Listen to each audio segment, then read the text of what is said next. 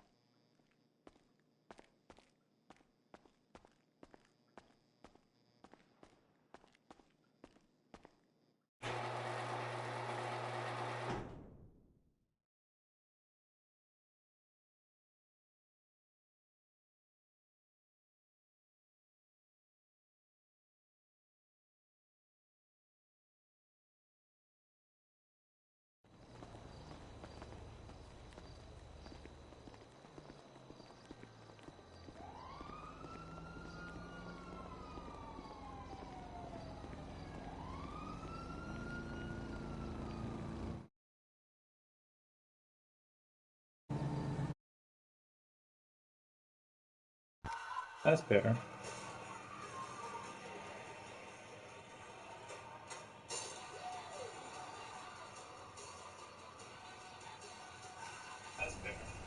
You gonna work now? Yay! Wasn't afraid to mix upgrade ideas in his own unique style. He invented a gin that is still celebrated to this day. Anywho, The bartender's choice, the perfect gin and tea. so Tanqueray is what let's go play. Defrosting cold water in 2 minutes, and you've got your fermented prawns for a salad, your black tiger prawns for the barley. If you can't decide, why not try both? Where is my car?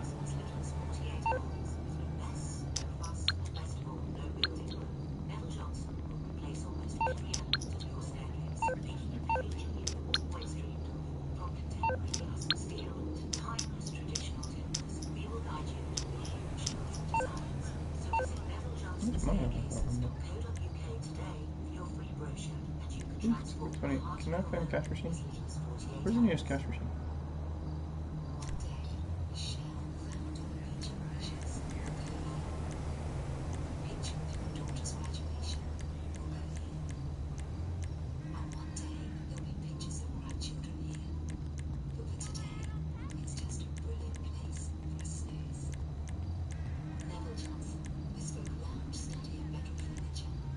The hell, is that too far left?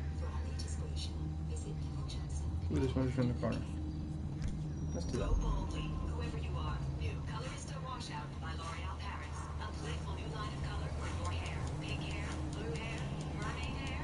13 temporary shades that last for 1 to 2 weeks. Try it, wear it, wash it out. Easy to use and kind to your hair, so you can do it all again. New Colorista Washout Colors by L'Oreal Hair Colorista Paris. Wow, wow, wow. Give up the rules. Give it to color. Do it your way. We're worth it. There's a cash machine here.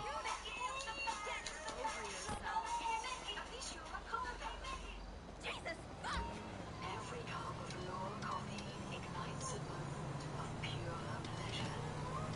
Be captivated by the intense and rich aromas.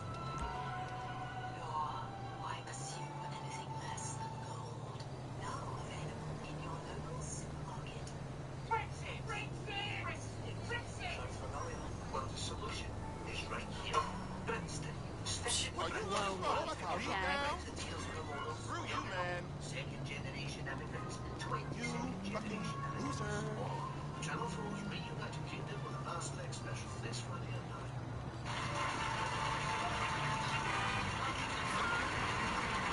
I gotta post this online. We are joined now by Mona Chalabi, who is a data journalist at The Guardian, and by Richard Osman, who will be sitting down very shortly in the chair that is empty next to our one.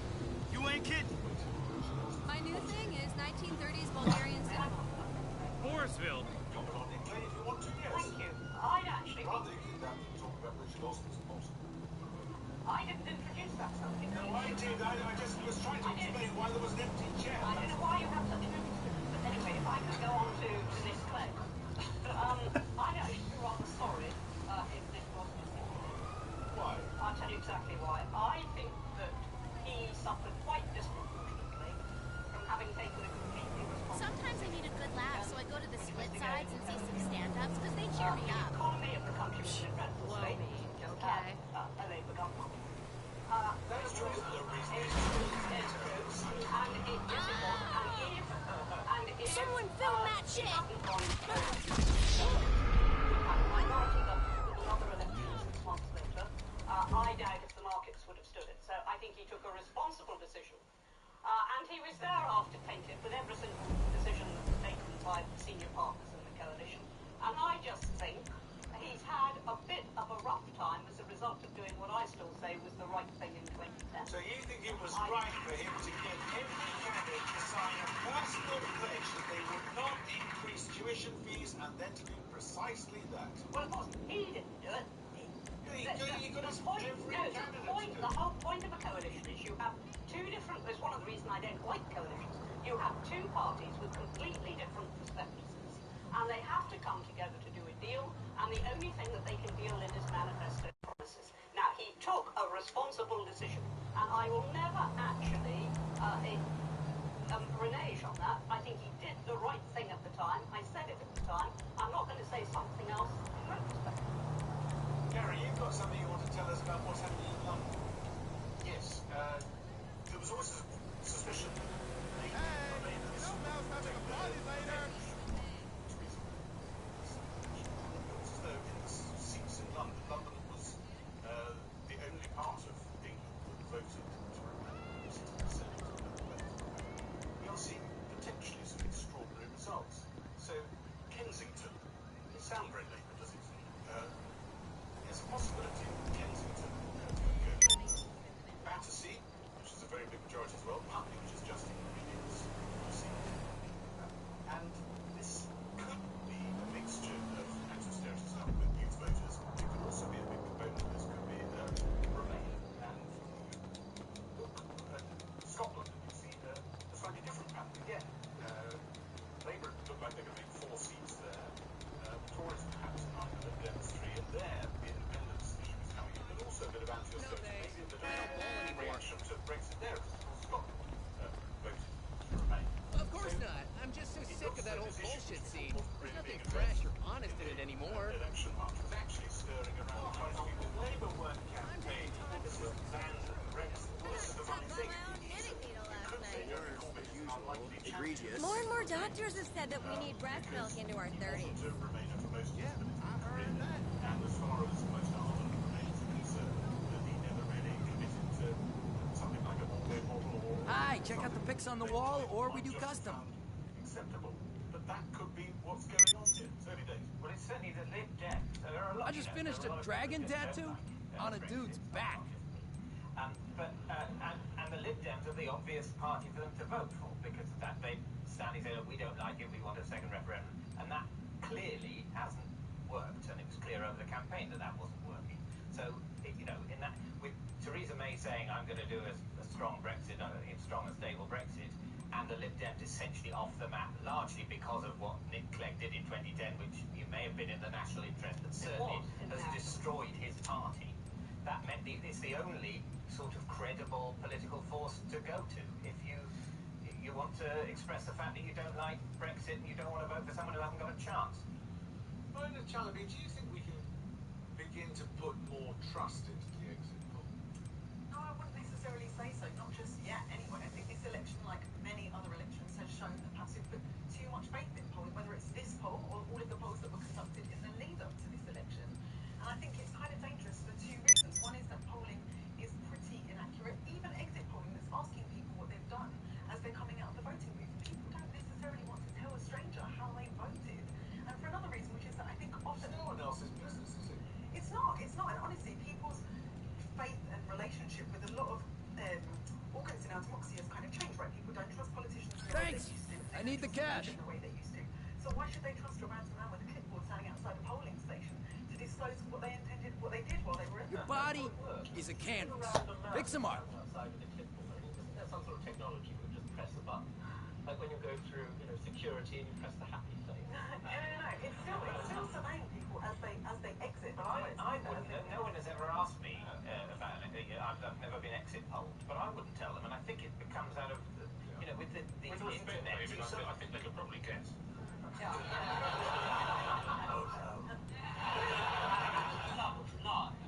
Would you say UKIP?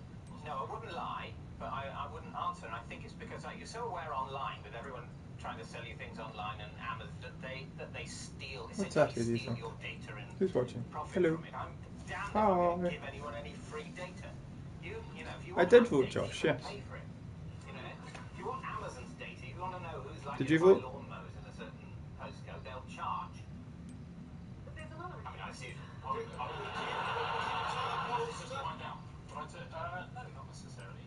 Why would you? Why would you? You don't need to. You don't need to. They're not going to go. And are you undecided? Yes.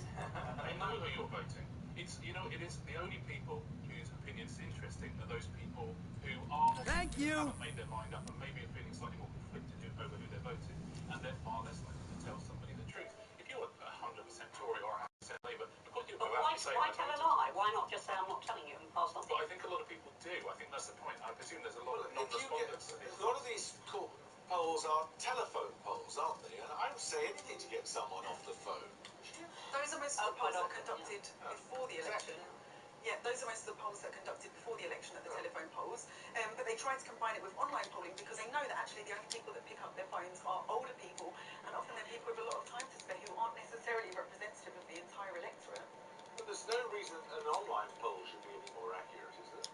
No, it's not. It has its own set of inaccuracies, if you like. So what pollsters try to do is to kind of mesh the two of them together to come up with something that's accurate. But once you start buggering about with the data, I totally you're agree. not dealing with a proper sample, are you? I totally agree, and that's the problem with polls, is that it's very difficult to get a nationally representative sample of respondents, especially in Britain today, because our society has become more diverse. So why do they pay for them? Because we're sitting around here talking about it, they get a whole load of airtime with these polling companies, and the polling companies are still used by private firms that will pay large amounts of money for their numbers. Really? Yeah. I just think there's a lot of good legal protections. They're around. Why? You have to prove that they're doing their best. But are they? I mean, if you say that I think they are genuinely doing their best. It's just that their best isn't good enough. And again, to come back to the other point, You should see some of the sleeves I've done. To just in the lead up to the election, to just be obsessing over who we think is going to win, as opposed to Let me just interrupt you for a moment or two, because we've got pictures here of Amber Rudd, the Home Secretary, who deputised for the Prime Minister in one of those debates, who was not looking terribly happy at her count in Hastings. So, if she were to lose her seat, although she's not been an MP for that long, has she? But if she lost her seat, that would really be quite a turn up for the books, wouldn't it, given the prominence that she's had, and the way she's been talked about as a possible successor to Theresa May, when and if Theresa May gives up the leadership. I think she thought she was safe as houses, pretty much, when she went into this election. The Tories thought they were going to have... We don't know. Well, what can we tell from a picture? No, we think there's a recount going on. She could be a Portillo moment, as it were, tonight.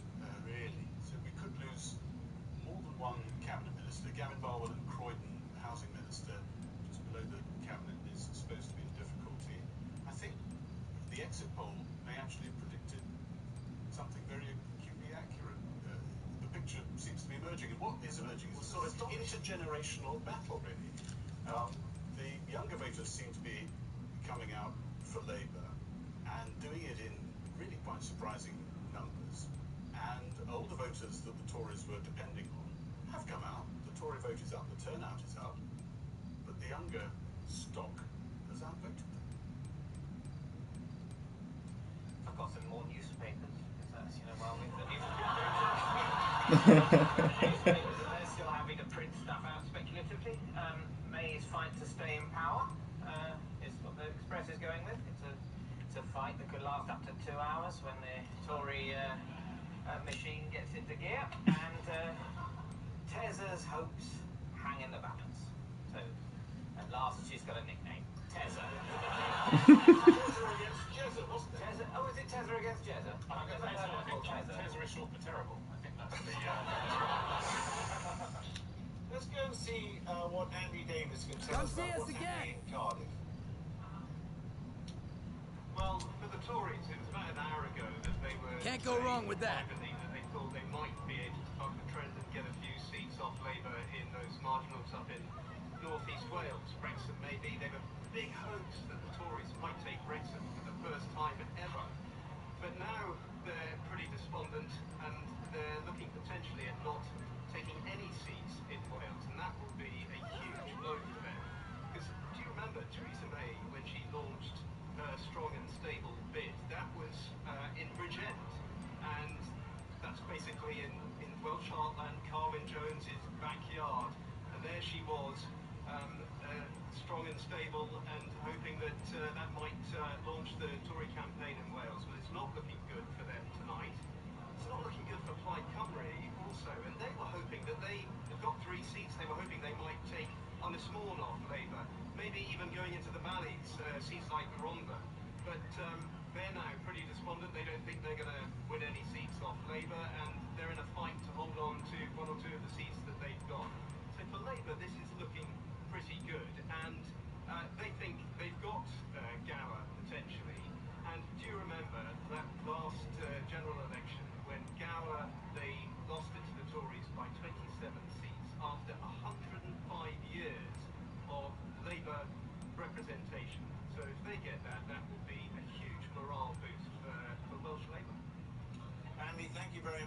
join Fatima Manji now, who is in Westmoreland at Tim Farron's camp. Yes, we're still waiting on Tim Farron. He's due to arrive in just over an hour. The turnout here is incredibly high, over 70%. But then in 2015, this constituency had the highest turnout in the UK, so perhaps that's not surprising. Lib Dems here,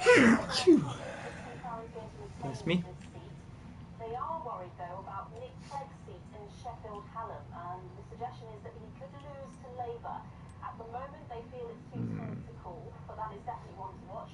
Another seat that they're also concerned about is Carl Sholton. That's Tom No refunds. Currently the Foreign Affairs spokesperson for the Liberal Democrats. So, uncertain picture. Some award-winning art in there. To gain seats, it's more about holding on to the ones that they already have. There's not any celebration going on with the Lib Dems. They're still looking rather nervous, I think it's fair to say. Fatima, thank you. Right on, enjoy that. They were making slow and steady progress when they thought we were going to gain 5 seats, which would have put them in I went to government art in school. only 300 years. Real clean work. Gary, I mean, this is very interesting. We're back in two-party politics, aren't we? We are, but it's not like people absolutely... Hope you're paying cash. All of them love the two parties. They are squeezing out the smaller parties, but I think there's this enormous propensity for everything to change very quickly in another election, and I really wouldn't rule out another one this year. Do you think? Another one? I'm going to say I would be pro, because I have got a loyalty card. I am That's one a mess. away from the free country. I'm good. I say bring it on. Sure, bring it on. But we definitely could have another one, but it feels to me that there is a huge furrow in the middle of politics. There's no third parties now. That a new force could emerge, a new party could emerge. This volatility is so, which Gary is talking about, volatility of the electorate is so at odds with Be the good. usual picture of the steady old Brits, isn't it? It is, but we were going in the direction of a different sort of volatility, moving towards smaller parties more. Now the small parties have been squeezed out. People have jumped into the two big ships of That guy sounds like Martin Clunes. It's really weird me out. Scotland. No more street fights for me. They're not necessarily absolutely nailed to the ship. They could jump somewhere else. We're so volatile, we haven't even chosen the type of volatility we're going. We're indecisive about the volatility. I think it was when you listen to Fatima talking there in Westmoreland, but she too was talking about a huge increase in the turnout. What does an increase in turnout do to the Refrigerator in the back for medical marijuana. And so if these young folks... We won't know that for ages. Exactly. I mean, a lot of the emphasis has been so far on the effects of age, right? So if these young Labour voters have turned out, maybe that's explaining it. But it could just as easily be about different class demographics. A lot of the polling was suggesting that working class voters were actually going to switch to Tory. Maybe that hasn't happened. Maybe that's not the reason why the exit poll is looking the way that it is. How relevant do you think the campaign has been? If the election had been the day it was called, when Theresa May... You calling for some wheels? I'm Johnny on the spot. I'll hook you up. ...moment to strengthen her position in Parliament. The election had been the next day, would she have a 100-seat majority? Maybe she called the election based on bad polling. Well, yes, exactly. Did she call it on bad polling, or did she just fight satire? I'll get there as soon as I can. Jeremy Corbyn fought a better I'm gonna have to go back to the house. what changed people's I minds. just want my car, man. Jeremy Corbyn's team argued that the polls for them were really low, around the mid-20s, and they only go up with the election score because that, they argue, is when discipline right, so bad towards shut up. That's the narrative. So they at least think that the campaign Sorry, I was just going to tell you, but I've already seen it. There's no need for that. Yes, you're quite right. That wasn't what I was going to say. Tory target? 100% a Tory target. I watched Ian Lucas, the Labour MP. You looking to get a haircut? Hey, bitch, let's do my hair. Let's see what you like. Commons was dissolved, and you've rarely seen a sadder face. This was a man who thought he was going to the scaffold. He was convinced of it. There was a UKIP vote that was going to be gobbled up by the Tories, and the UKIP didn't stand. And Ian Lucas has got the seat back. He's coming back a Labour MP, as he never thought he would, I think. Right, let's see if we can It's join pretty close. What's that? Long in slicked. Twickenham to tell which is the seat that Vince Cable was hoping to break through in. Are you with us? I feel like the surfer did here. I am indeed. In fact, we've had turnout numbers here in Twickenham and in Richmond Park, and they're incredibly high, almost 80%, both of them. These are the seats that both Vince Cable and Zach Goldsmith are fighting to regain. Where are my glasses? It should be turnout fine. of any English constituency, but this beats even its own record. This is an area that's incredibly wealthy, house prices are high, levels of education are way above the national average, and about 67 to 71% of the electorate are estimated to be Remainers. Now, Vince Cable hasn't arrived yet here tonight, but he is very pleased with how the events of the evening are unfolding. One thing I would say to you is we talked to Lord True, who's the leader of Richmond Council, and he was talking about the potential alliance between a coalition from the Lib Dems and the Tory party, and his phrase was, well, they wouldn't put their head into a cowpat twice. So kind of what's going on. So that seems to be the mood here, but as I said, those polls are still, I guess, not proved. But I was speaking to one hedge fund guy earlier tonight, and he's betting in the markets that those numbers for Tory party members are actually going to be lower than predicted, even in that exit poll. So the mood amongst these people quite negative here. Elliot, thank you very much indeed. Gary, what about this turnout figure? I mean, an 80% turnout is astonishing, isn't it? It's extraordinary, and I think this is what has thrown the Tories' calculations. They thought that turnout was going to be better than 2015, but not as high as the referendum for 72. And it hasn't, in some seats, fallen in that middle area. And it's been exceeded, we think, because young people have been coming out for Labour. And sorry, just on London again, there are some rumours going around at the moment that the Tories, who currently hold 26 seats in London, are feeling a bit shaky about all of them. All of them? But we'll keep an eye on that one. We've got the first Scottish Labour gain just in from the SNP. So it's not just the Scottish Tories winning seats off the SNP, it's Scottish Labour as well. By the way, Scottish Tories, and I'm not sure about this, but if we're just looking at the picture of Amber Rudd in Hastings, yes. Sorry, go on. Theresa May have Ruth Davidson to thank for keeping her head ever so slightly above water in this, because she might pull in 9 seats, which might be responsible for keeping her in play. Ruth Davidson being the leader of the Scottish Conservatives. Exactly. A bit of a pin-up girl for the Tories generally. And I think there were moments in this campaign when the Scottish Conservatives were feeling maybe Theresa May stay in London, I think we can handle this. But she wanted to go up there, and I think thought her team that they knew best how to win in Scotland. And I think every time she Come went back up there, anytime. Scottish Conservatives felt they had to sort of rebuild the campaign all over again, and she wasn't necessarily a voter magnet north of the border. That's what's an admission about your lead. The Prime Minister, we're trying to keep in power. I mean, she's lovely and everything, but whenever she turns up, everyone hates her. And so, I mean, she's great. She's absolutely great. You just don't want to Tell me something interesting. see or listen to her. When she gets negotiating with Brexit, she's going to get everything she wants. It's exciting, isn't it? Right. Hey, I'm stuck in traffic again. What does that make us look like to you? When we're in the same position to negotiate something, we've got a ticking clock. Try some fucking originality. Yes, someone Welcome to Suburban. But I suspect some people in Europe will be thinking we're fully in that mode. This is a young lash, though. It's an exciting thing. I mean, for a long time, young people are accused of giving politics in general their undivided indifference, not showing up and then complaining afterwards. It seems to me that if they are the force behind the extraordinary successes it seems to be of Labour, that's an exciting thing for democracy in general.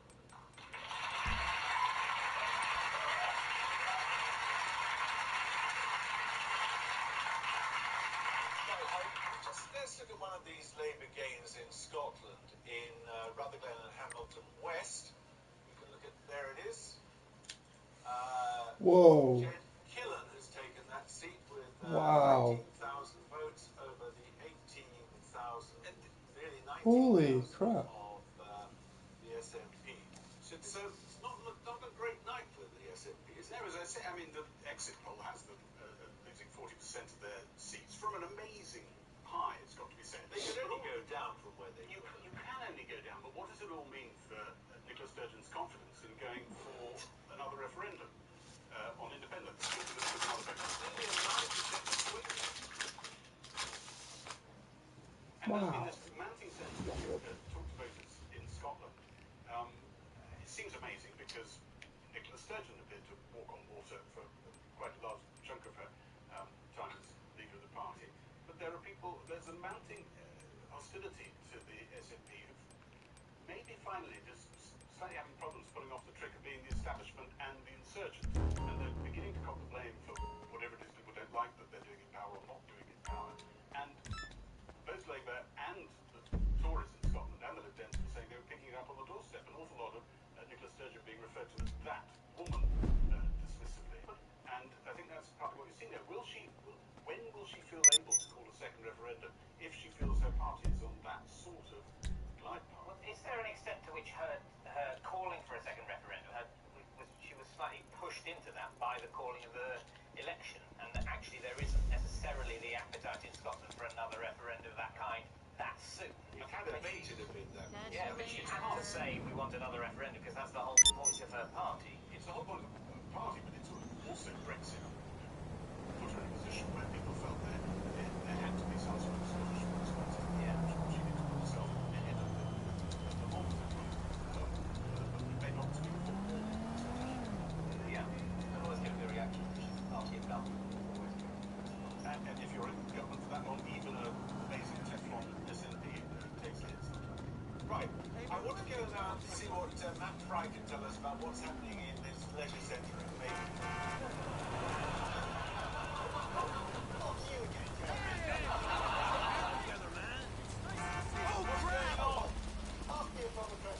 What is going on? It's perfect, isn't it? Where is Theresa May? I've got a question. Just stop talking and let me ask the question. So, Theresa May is nowhere to be seen, which is interesting because normally in every other election in this seat, the testing is since 1997, she's always turned up around midnight for a little victory tour to talk to the people involved in the fight. Now, she hasn't done so this time, and everyone who is remotely related to the Tory party in this leisure centre, in this leisure centre, has been told to shut up or else. And what Hey. Simple bitch.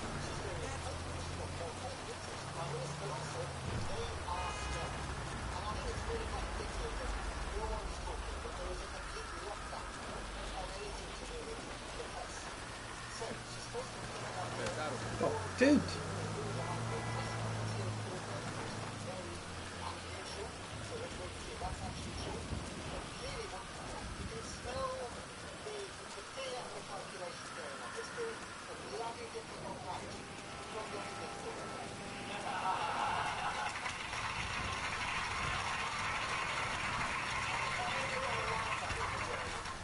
David Mitchell would like to ask you a question. I did have a question, but it seems trivial now. It's about the leisure centre. Is there a pool?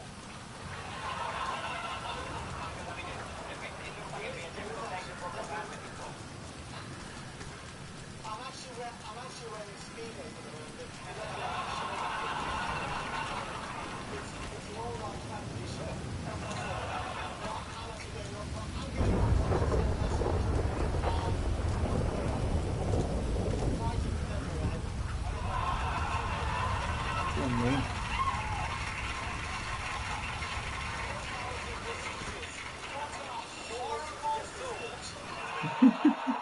And Whittaker, what do you make of Theresa May's behaviour?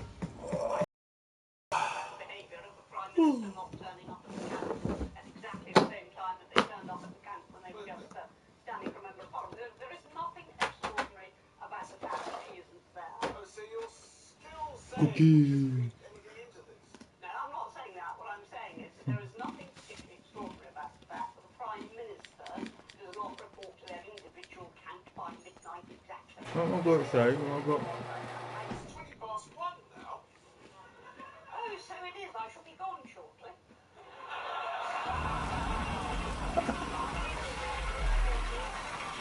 She's right. I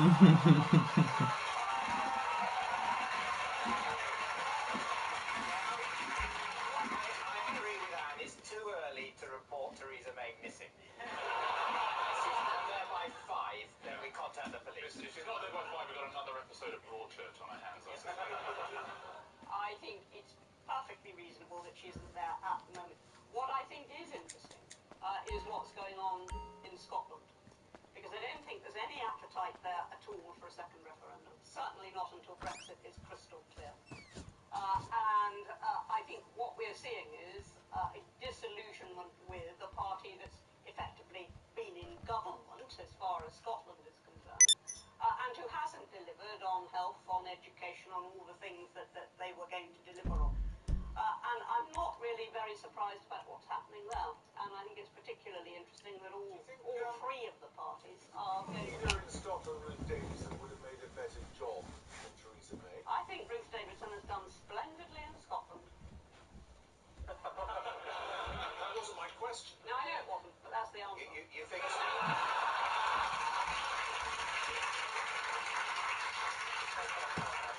You are shameless, aren't you?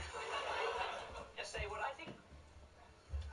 So you think what you're saying is she's hit her ceiling. That's Ruth Davidson. No, not so I hope Theresa's hit her ceiling. She's going to get promoted to Prime Minister of the world. Theresa May's going to get a better job than her current one. But no, Ruth Davidson, you don't think she would show her limitations as soon as she No, I moved on to the certainly national... didn't say that. That's an interpretation that I didn't intend to be made at all. I simply said that she has done, as she has done, a very, very good job in Scotland. Now, if she wants an enlarged role at some future point, she is a very, very able lady. But for the moment, she's doing what we need done in Scotland. And in the meantime, you're just pulling in your horns as a party, as far as we can see. I mean, when people won't talk to Matt Fry, you know, it's very serious. Really? Really? Yes. When people don't hurry to get there at midnight to talk to Matt Fry? Very, very important. What, talking to Matt Fry at midnight? He's wearing Speedos, to be fair. I mean, he was really surprised to find himself in a leisure centre. He was. I don't think he did. I've never heard such an expression of surprise in anybody's voice, commenting on a general election as to say, we're in a leisure centre, which is where half the counts in the land are taking place. Mine always took place in a leisure centre. What would happen to democracy if we didn't have so many leisure centres? We'd have to count in town halls again. Yeah. Gary, on the basis of your experience with elections in the past, this behaviour of not saying anything and keeping your powder dry and regrouping and thinking, God, what are we going to do now? Which appears to be what's happening. Is that typical of a party in trouble? I would assume she's sobbing. I wouldn't have thought she was sitting quietly. She's very good at holding her breath, actually. One of the things that people have often talked about with Theresa May is she'll sit for maybe she's in the pool. You've got time, mate. I'm diving for a brick.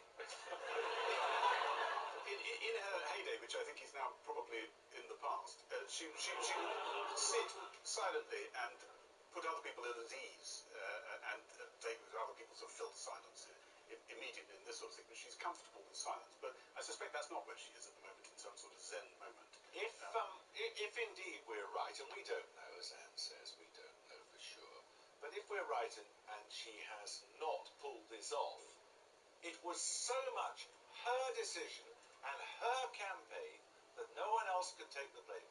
And as you were saying earlier, the Tories are the most ruthless party on God's earth. If you go back over more than 100 years, there are two leaders who have left at a time of their own choosing. So that includes people who had to leave because of ill health, or because the voters put them out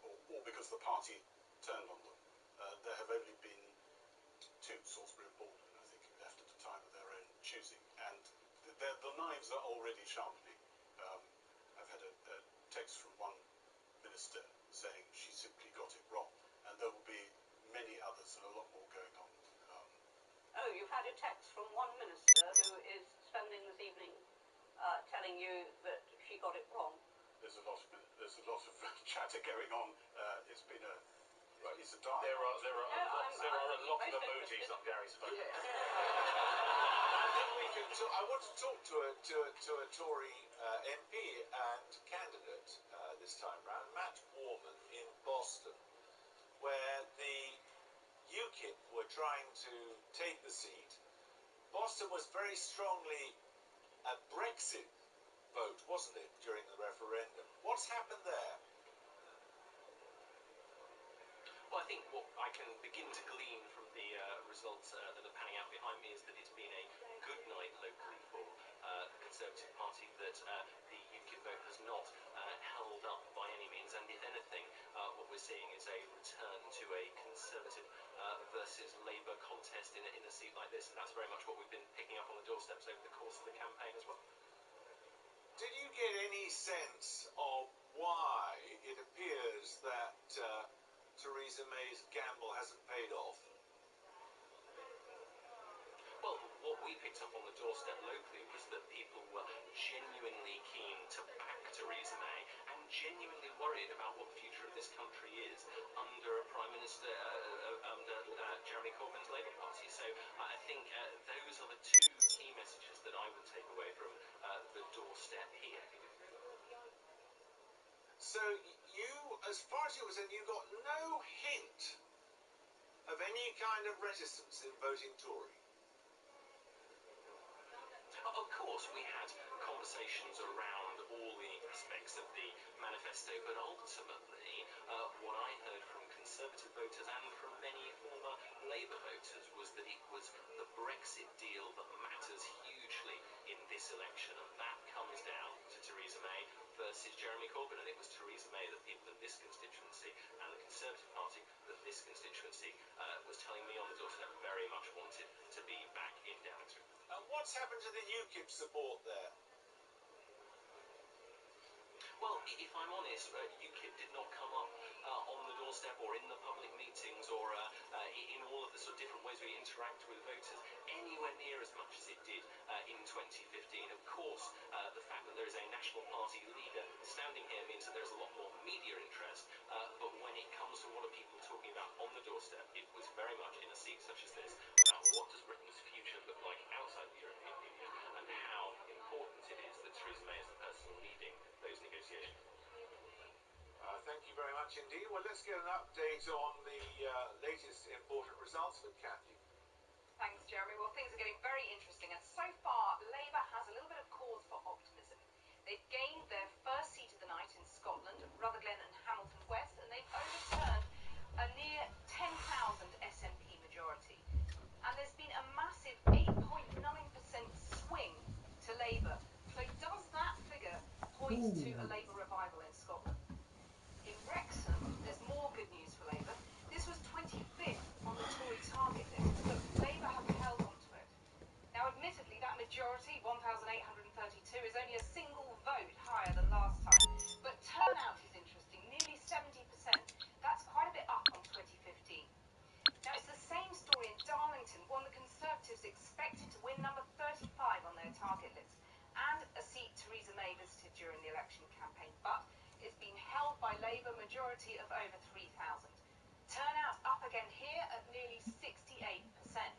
And the UKIP vote collapsed, and that's becoming a familiar refrain. But despite that, the swing to the Tories was a tiny 0.2%. But before we all get carried away, it is a bit of a mixed bag.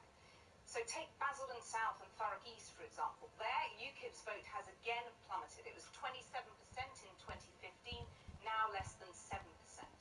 So that helps explain why there, the swing to the Conservatives is over 3%, their biggest of the night.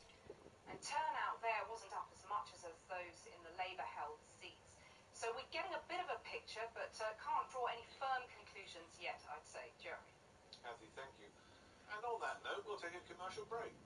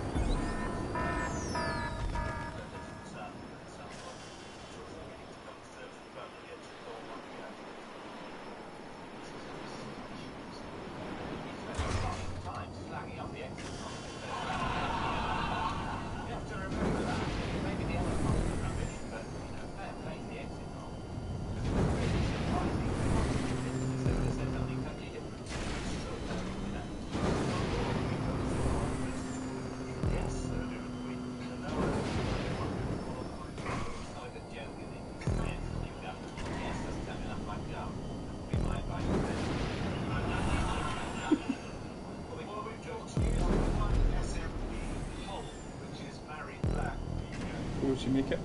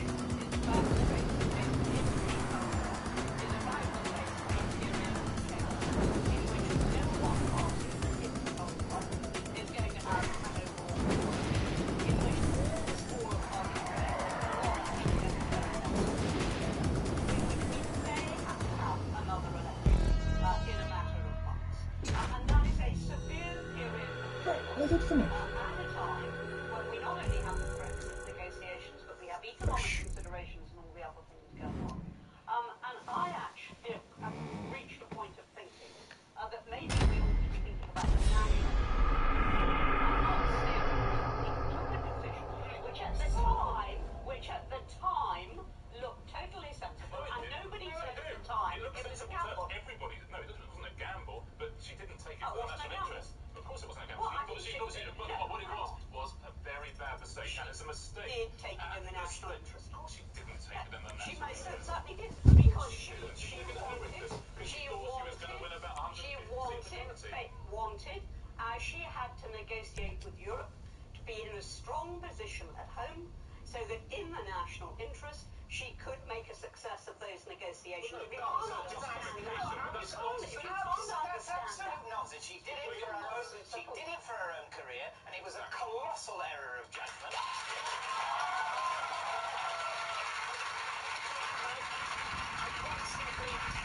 quite simply refuse to get that violin out as she heads towards unemployment.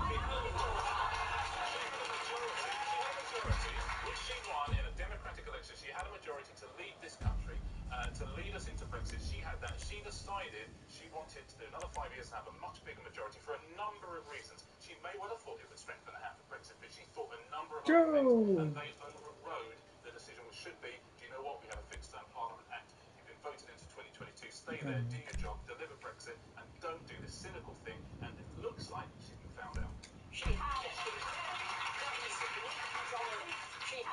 She had a weak majority. She had opposition within that weak majority. She had to represent Britain in a set of negotiations which are going to be incredibly complicated. And I think, had I been in her position, I might well have thought, if I'm to get the best out of Brexit, not for me but for the country, I do actually maybe have to go to the country at a time when it looks as if the result would be good. And that was the situation she was in at the time. Actually was prophetic, wasn't she? She said, we mustn't have an election because it will cause instability in the country. Well, it certainly is now. Yes, exactly. But at the time, it did not look as if that was going to be the outcome. And you can only make judgments at the time. I mean, I went through my political life being asked about if this judgment was right, if that judgment was right, and you can only judge on the facts that you have at the time. You cannot predict the future. I mean, that is just life. The one thing you can't do, you mustn't do ever, is take democracy for granted, which is what she did in this case, in my opinion. It's interesting you say you cannot predict the future. It turns out the exit pollsters can. But be careful, you don't even know that. No, we don't know that yet. But the other thing is, though, okay. I just wonder if you don't mind me cutting across you for a second. No. Yes, we do. We were having the most interesting debate. We'll carry on. Are we going to have another break, are we? No, we're not going to have a break. We are going to have a break in a way. We're going to go and talk to Jackie Long in Birmingham. Jackie, what's up there? Well, clearly no one here wants to count their chickens too early, but there is no doubt that the Labour teams who looked genuinely shocked when that exit poll came in. I promise, I was at the movies. I must have thrown out my ticket. Perhaps. Many of you are really being declared here this evening and in this area actually have healthy Labour majorities. But in the past few weeks, this election has been like no other, so no one wanted to take anything for granted. As one Labour supporter on the campaign trail put it to me, no one was quite sure whether the life of Brian-like scenes of Corbyn supporters running up the hill desperate to see their leader would translate into seats on any scale. Talking of seats, Edgbaston is a key marginal here. We are hearing it is incredibly tight, which Labour are interpreting as good news for them. It's the seat vacated by Gisela Stewart, who of course was a prominent Brexiteer, although the constituency voted Remain. It has a majority of around 2,700, with 4,000 UKIP votes looking for a home. And of course now it's very difficult to predict where those UKIP votes will go. Also Birmingham Erdington, we are hearing, may declare within half an hour to an hour, but I'm not promising on that. Jackie, thank you very much indeed. Well, we're joined now by John McDonnell, who is prominent in the Labour Party, of course, and he could be Chancellor of the Exchequer this time next week. Looking forward to it. Yes. just I'm deeply superstitious, so words of caution. It was a poll. We'd love to see. I think there'll be varying results around the country. We'll just have to see as it goes through the night. But yes, we're ready to take over. Yes. Ready to? Yes. Even the exit poll doesn't give you a majority. No, but we're willing to form the government. Full stop. Of a minority administration. Well, if necessary. Without coalition. Well, it's called democracy. Without coalition. Ideally, you'd form a minority administration. You'd put forward your policies, and you'd hope that you'd be able to win the arguments. And in Jeremy Corbyn's style of politics, which seems to be moving forward tonight, you'd build a consensus. I think that's what people want. Well, why wouldn't it be the party with a larger number of seats if you're talking about a minority administration? It might be, but I can't. Isn't that a problem? Yes, it is, but the problem that the Conservatives have got now, the thought you've been discussing earlier, is that Theresa May promised us on 7 occasions that there would not be a snap election. She then called an election for party advantage, not in the interest of the country, and people have actually said this is completely opportunistic, and as a result of that, she's suffering tonight. Now, she may well still have a majority overall, but I think their credibility has been significantly damaged. There's no question that as far as people like Alistair Campbell and others are concerned, Jeremy Corbyn is the most radical leader the Labour Party has had for best part of 30 years, perhaps. And I wondered if you got V. His key lieutenant. Some people say you pull his strings. Have you got any sense? Wait, one time's all over, so we on the clock, people. That means no procrastination, no vacillation, no bullshit. I don't care if you ADD, ADHD, high as fuck, you OCD today or we all dead. Straight up productive. Let's go.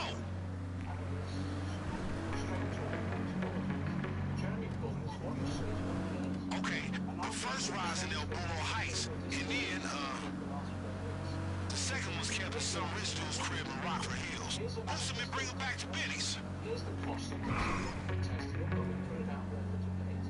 And as a result of that, I think we have had some honest political debate. What we got back at us was extreme personal glorification of some of the media, which even, and also attacks on our politics. Whoa! Just rejected that type of politics. They want to get back to honest debate discussion.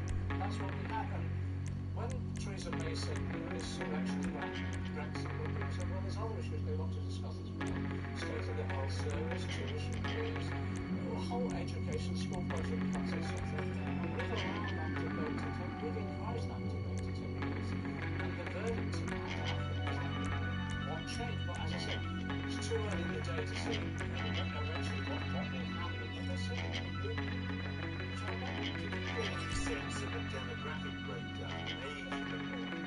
And there's two things that happened during the campaign itself. One is usually the Conservatives just take for granted elderly people that turn up vote Conservative.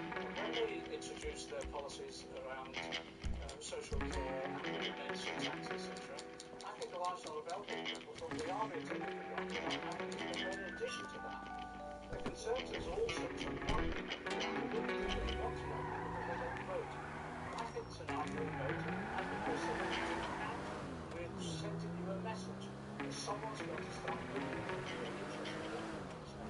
That's what it's for older people. What we try to do is build a consensus and stop political parties playing one generation off against another.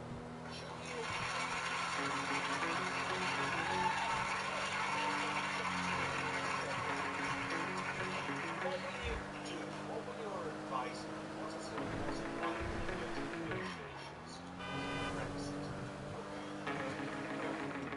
What we said immediately, we'll change the tone of the discussion immediately. By doing that, one of the things I'm going to do is You coming up on that rich dude's crib? He got cards everywhere. You can try to creep by or just run up on him fools. Either way, get the ride and get back quick. I used to manage European funds for London, and I had an office in Brussels. The way you negotiate Brussels and elsewhere, construction, is you find points of mutual interest, and you build mutual trust. What you don't do is bang and stomp, and I'm going to be difficult and all the rest. You actually try to see how you can work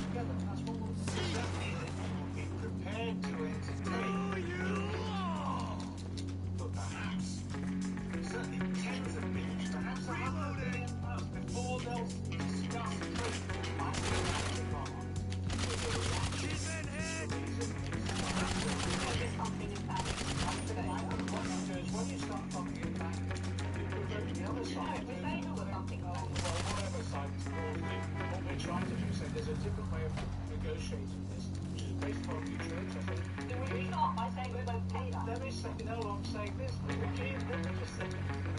Well, part of the negotiations is also a new style where you don't interrupt them.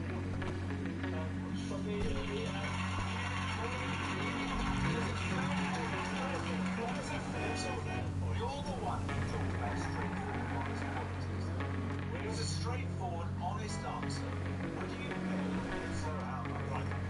What we're saying is our objective is access to the single market to protect jobs. When you start talking about it, then look at the other factors that will happen. When you don't just start slapping bills and then start looking at look at this more creative. So let's get to what's an arbitrary interest? What's an arbitrary interest? Try to us having access to their market, them having access to our market. When you start with that, you can then say, well, what's preventing that happening? Is it about freedom of movement?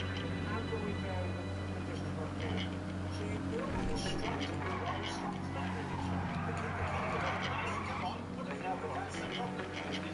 This figure. No, they have said there has to be a divorce bill settled before you That's what you start. But the question was, would you contemplate? What you said, I've already contemplated paying. I can't help it. The contemplation happened in my head just when it was mentioned. Yeah, but you won't have to pay it. I'll chip in. I will chip in. I'm having a bet currently on with Davidson next week. 20 to 1. Any minute take it. That's a very,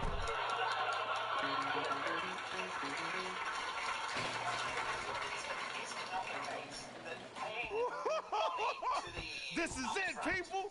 This is it. We done, dog. We ain't got to worry about low riders no more unless you try to drop some of that hard-earned bread with your boy LV, though. Hey, y'all got homies coming? Sound like it's a gang of niggas out here. It's our money. Oh, shit, it's the Vagos. They riding on us. Protect the whips, man. Go on. I left a pot on the stove. Hold off these essays and pretend you don't know me. The trade-offs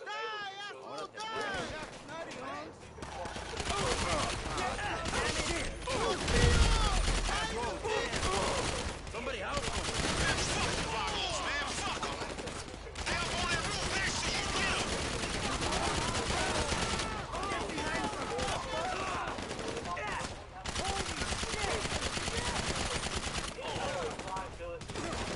They coming from the east.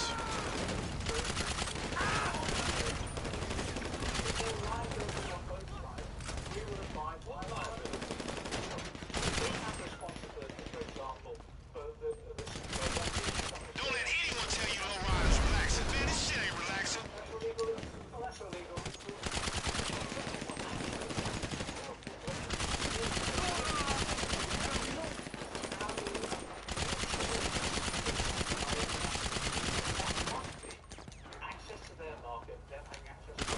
More essays on the way, coming from the west.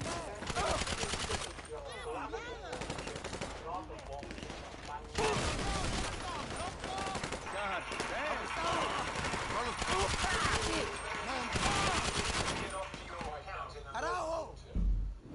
Just while you're here, though, immigration. Dude. Put a figure on it? No, because you can't. Because when it comes down to it, it is what is in the interest of our economy overall, and at different stages, that the development of the economy will determine the skills that we need. And as soon as you start putting figures on it, and the way that Theresa May did, and never achieved those figures or reductions that she wanted, it then makes to be frank, it undermines people's confidence in you to be able to manage the economy effectively. At the moment, Hold off these essays and pretend you don't know me.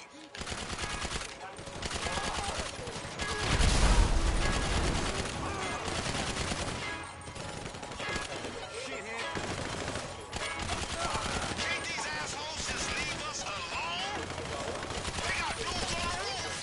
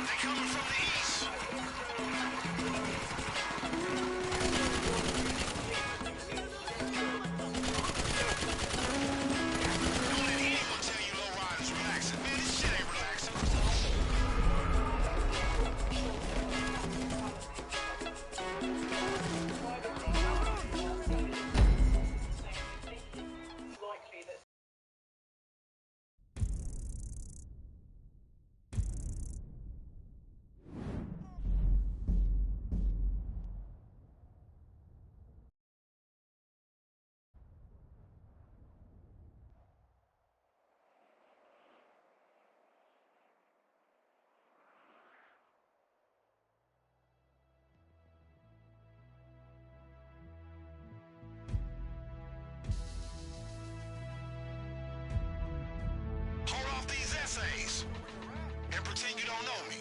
Chinga la gran puta. Watch out.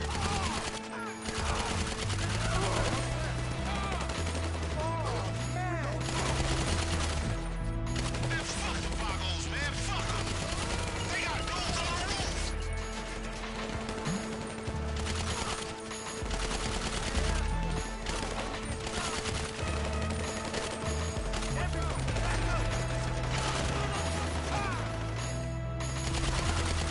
Eastside, look out.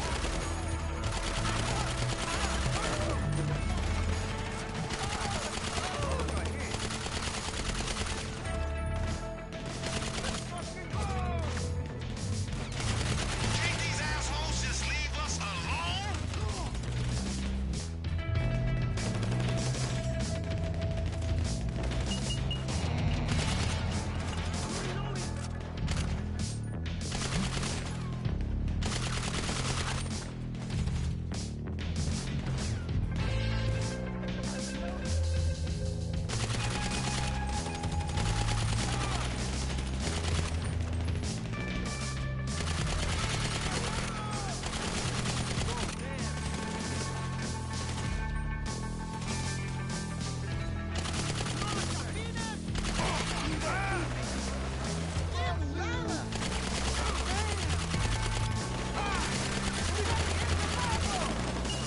Watch the west, they coming.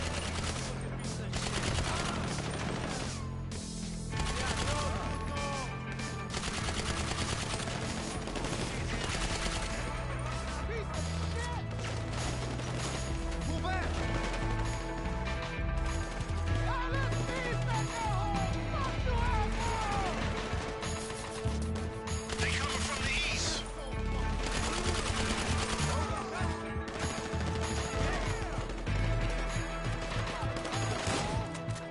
Tell them they got the wrong rods, okay?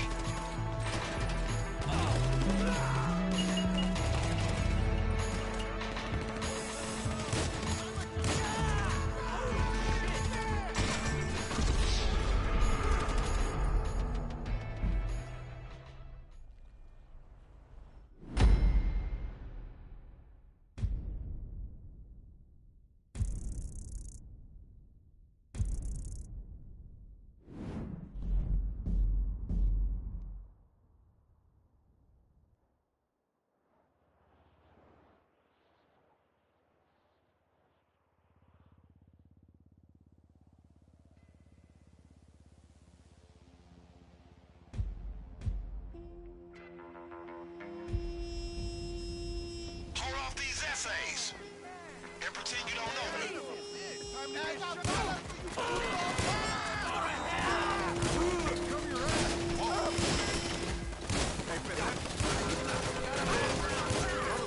up on that roof next to you. Get 'em.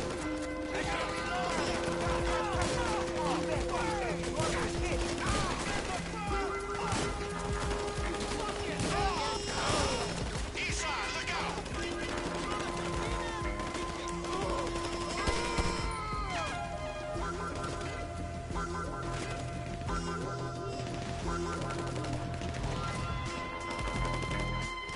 Can't these assholes just leave us alone?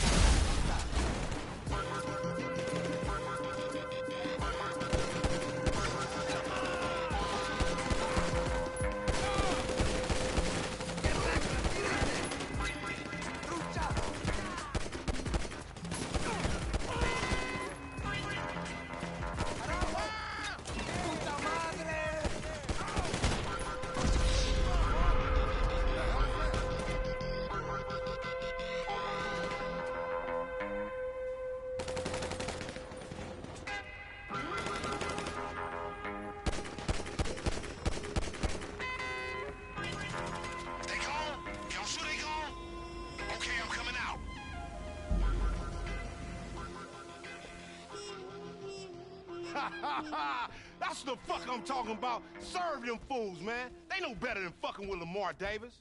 And I hope this keep that motherfucking Vernon quiet, man. You wanna know some fucked up shit? I know what you're thinking. I know what you're thinking, and you're right. It's a cruel and loveless world we live in. A world in which geniuses get bullied by gang politics and overbearing assholes like Vernon stop talent dead in his tracks. But guess what? That's some bullshit. It take more than 3 lunatic gangs and no ideas to stop Lamar Davis. I'm gonna be somebody, nigga, on the set.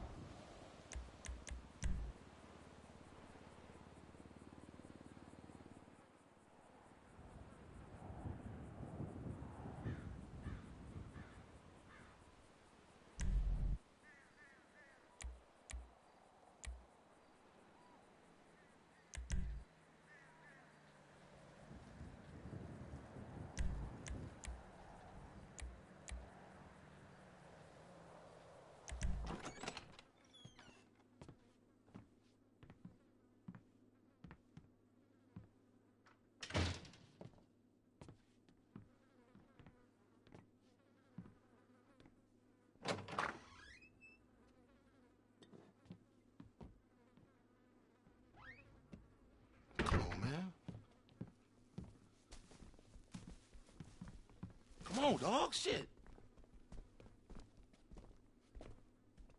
Why you slow dragging? Bring your ass on. Hey, look here. According to this online course I've been taking, nothing says leadership material better than taking opportunities, right? So what better opportunities we got to put the Vagos out of business than to go shoot up the funeral of the boy Lil Al that y'all killed in the drive-by?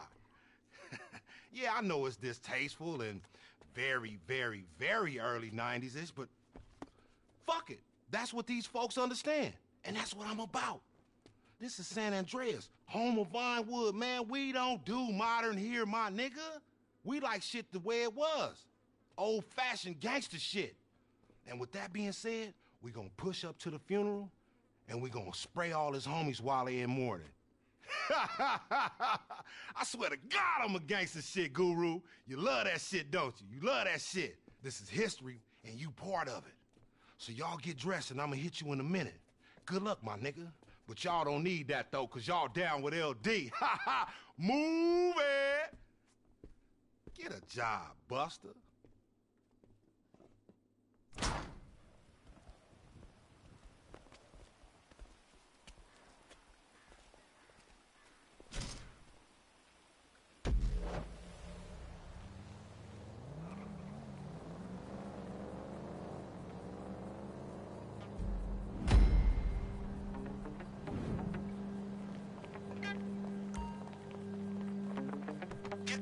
Suits to the gas station around the way. You're gonna run up on some vagos on the way there. Take them out and take their ride.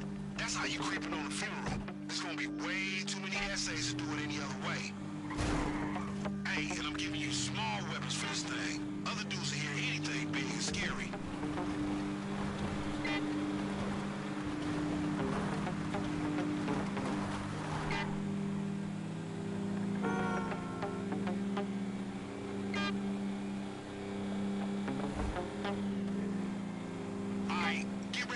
These fools.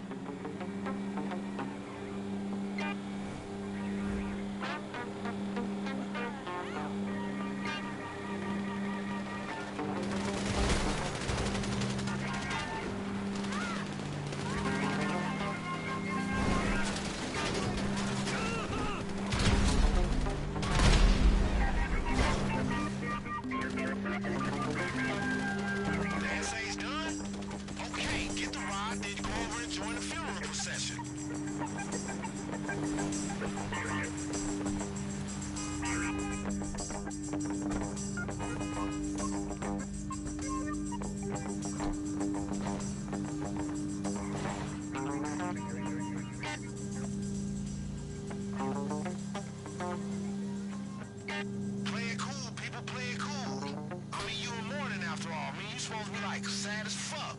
Just slide on in with the other whips and going up to the church.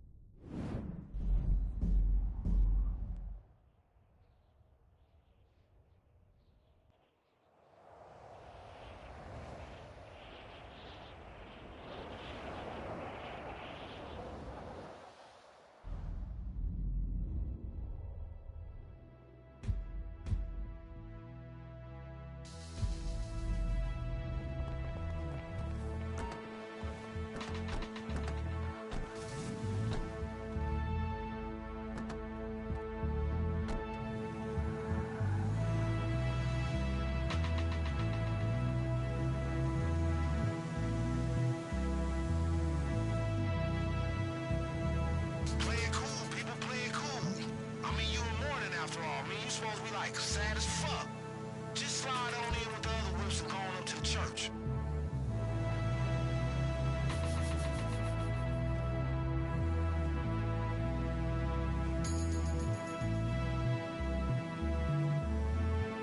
Here they are. Play it cool, man. Get up in there with them.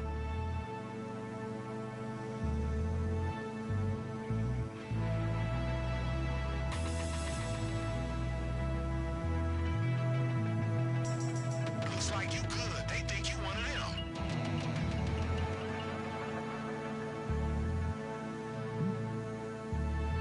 I should probably say right now, man, this ain't just about shooting up a funeral.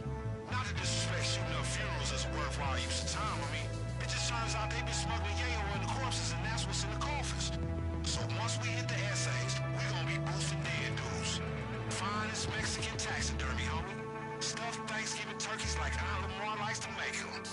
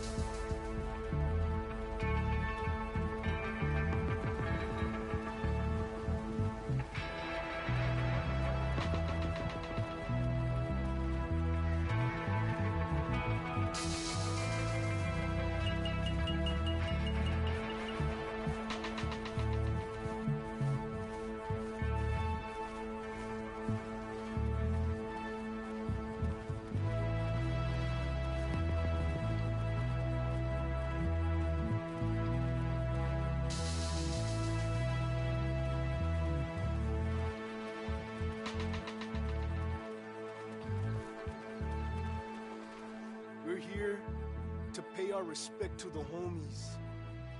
They were soldiers, both of them. Vagos for life and death. They lived like men. And they died like men. Hey, you know how they say every cloud's got a silver lining? That's bullshit. Some clouds got no linings. They just depressing. And that's what this is. It's depressing. I grew up with these two. They were great men. Killers. Fighters. Warriors. Proud members of their community. Then again, some dead homies did leave some trash bags full of cocaine in the attic. So let's all stop looking so upset, eh? To the homies! To the homies! And all that cocoa. Brothers for life. Now's the time. Go hard on them essays. Side pieces only, man. Show some respect.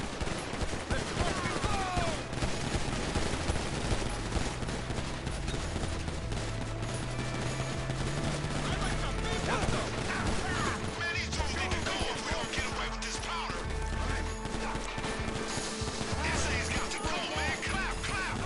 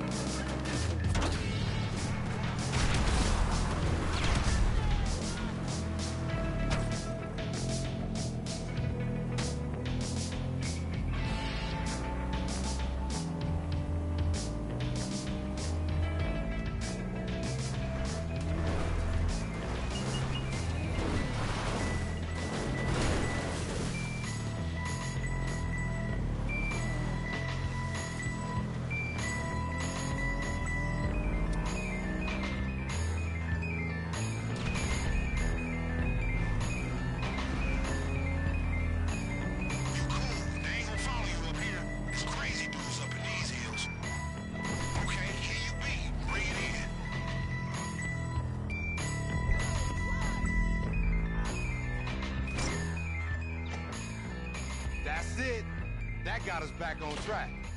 Check this out, man. We are breaking eggs. We just breaking eggs. We're about to make this great big huge egg thing. That's it. Lots of eggs. Eggs. Motherfucking eggs. Gangster shit, nigga. Poetry, man. That's what the world needs. A handsome, charismatic, well-spoken leader like myself. That's what I bring to the table. And lots of motherfucking eggs.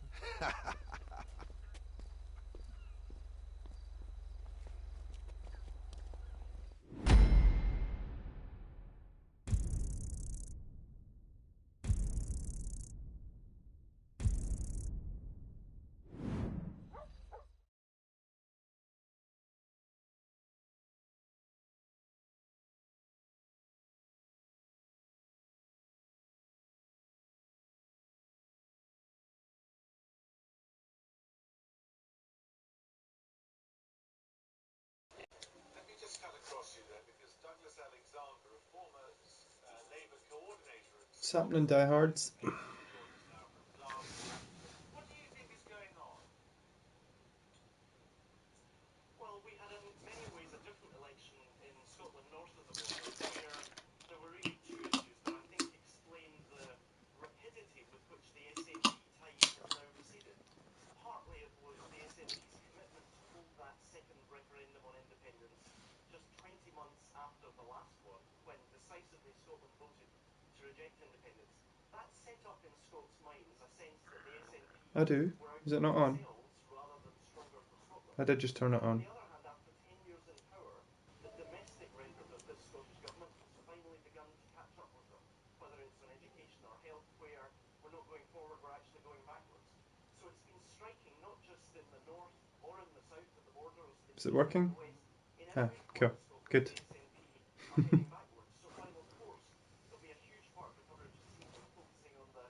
I had to turn it off earlier because I had the laptop, which is showing the election results. I had the volume quite high, so I had to turn it down. Does that also explain why the Conservatives managed to unseat Angus Robertson? Well, I think in Angus's case, listen, I know what it's like to lose. I'm grateful to you for not reminding me. 2 years ago, I was in a similar position. By any reckoning, that people of Scottish coalition was making a key difference in my life. Scotland simply doesn't want to lose. Scotland doesn't want to lose. Yeah, not bad. It's been quiet. This is the first time I've played Grand Theft Auto in like probably about a year. It's changed quite a lot since I first played it. And some of the new events are pretty crazy.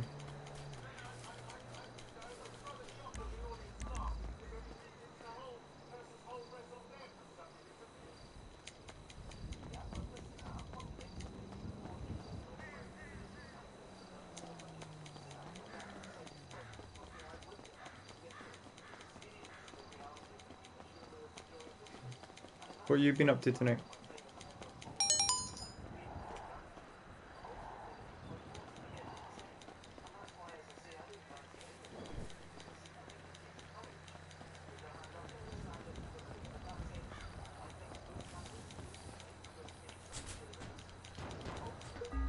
I'm in a boat.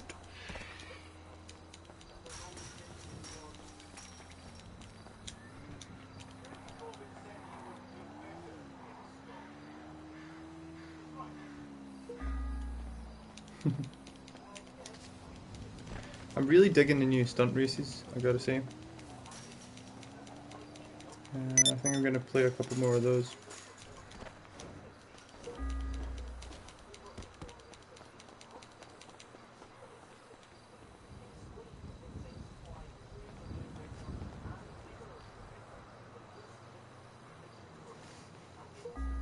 Are you watching the election results come in?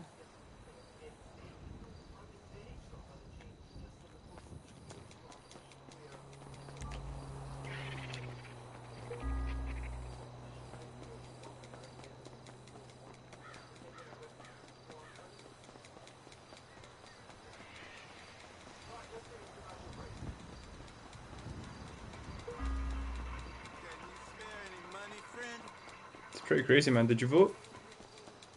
Like it's I think the whole country's totally just, they don't know what they want to do, so like everything's just all over the place. I'm not sure anybody's got, you know, the policies were quite up in the air. Everyone was saying a lot of similar stuff. So I don't think anybody knew what they. I mean, even when I voted earlier on, I was kind of stuck. I didn't know who to vote for. I went through all the policies last night, but only really decided last second who I wanted to vote for. So it's been difficult, and I think everybody else is feeling the same.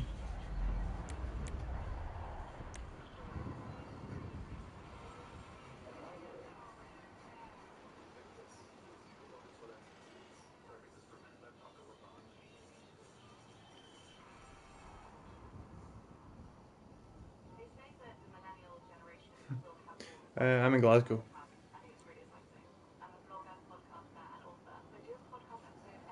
Looks like the turnout was pretty huge though. I mean, like, from everything I'm seeing, it's up near sort of 68% is the average. So I mean, a lot of people did vote. A lot more people than the last election, I think.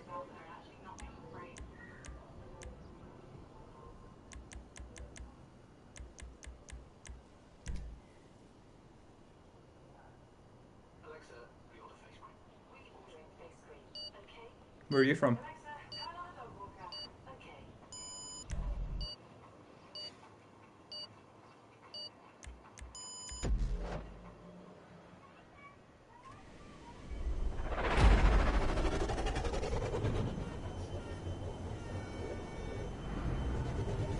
Yeah, I heard Newcastle went Labour, right? I think that was one of the. Was that the first result that came out? I think historically it's usually Southampton, which is the first one, but Newcastle were the first ones to get counted.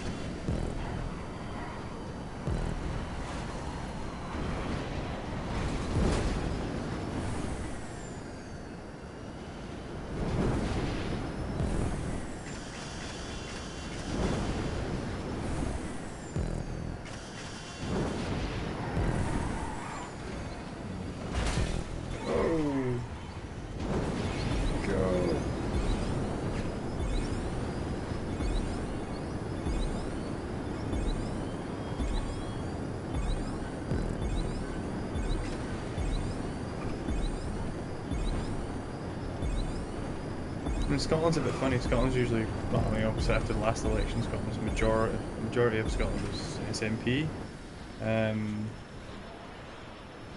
But I don't know. I think SNP have lost a lot of confidence from people, and so this election it's been a bit more of an unknown. Oh. Wrong way, obviously. Oh, come on, flip me.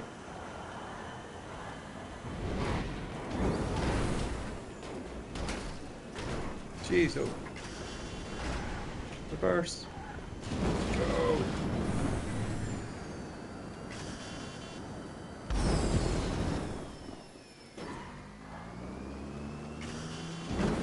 What happened there? That was crazy.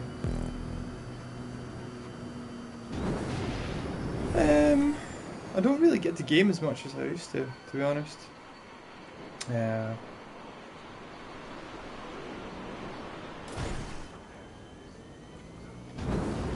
do end up playing quite a lot of Rocket League. I'm on PS4, so standard.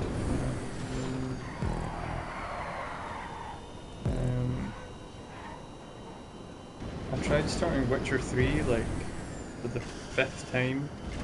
And I know it's such a beautiful game, and it's so amazing. Like, there's so much to explore and so much to do, but I just can't seem to get into The Witcher. I don't know what it is. I think the last game I really pumped a lot of hours into was Dragon Age Inquisition.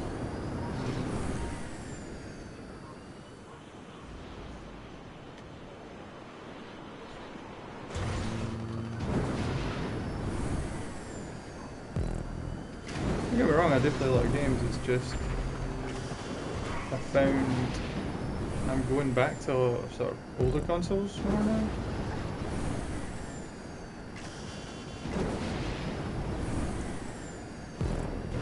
So like I've been picking up like... I've actually been going back to PS1, believe it or not, lately. Oh shit. Ooh. No, that's not happening. So yeah, I've been playing Tony Hawk, like Tony Hawk Pro Skater 1 on the PS1. That was really... I've been playing that quite a lot lately.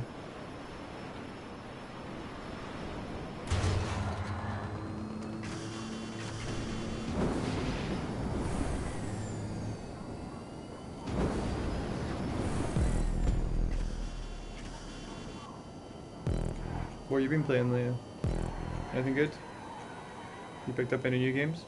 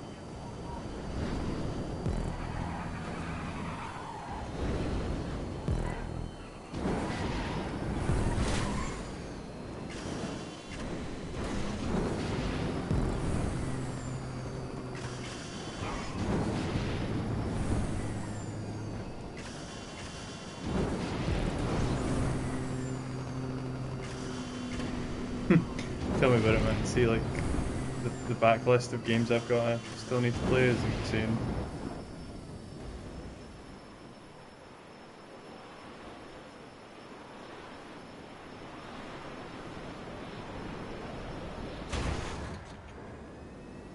I mean, I've got like 3 bookcases behind me, and about half of the shelves are just games. Like, even going back to like PS3, Xbox 360, there's so many.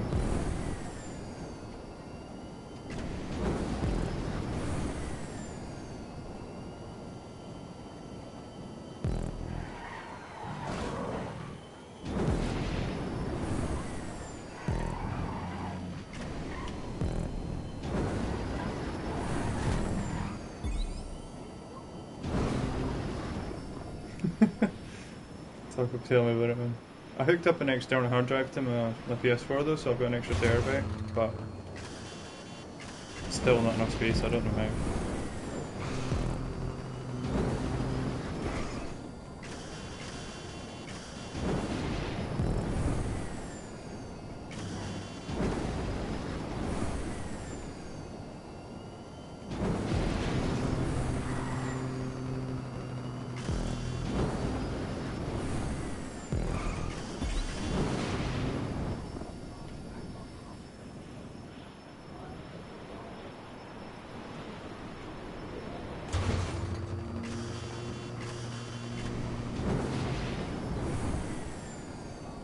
Yeah, it's a good addition. I mean, I changed the hard drive inside my PlayStation from a 500 gig up to a terabyte.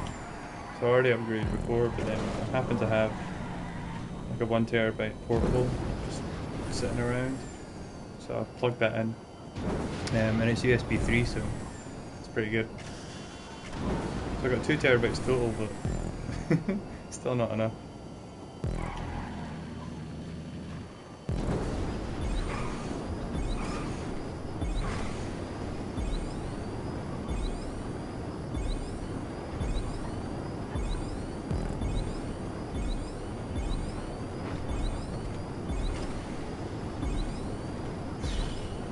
Couldn't tell you, bro. It's been ages since I've had to buy one. I had one lying around that I used to use on my laptop. They're not too expensive these days. If you go online, you can get one pretty cheap off of eBay or Amazon or something, you know.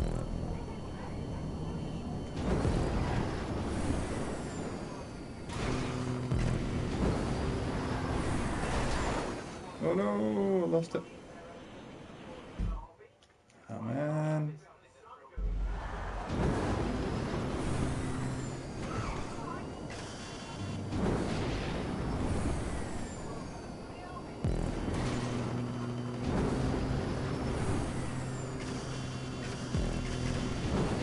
don't know if you've ever played it, but this reminds me of Trackmania, which is like just as crazy. It's like mad floating tracks. GTA pretty much ripped it off, but I'm not saying it's bad. It's still pretty good.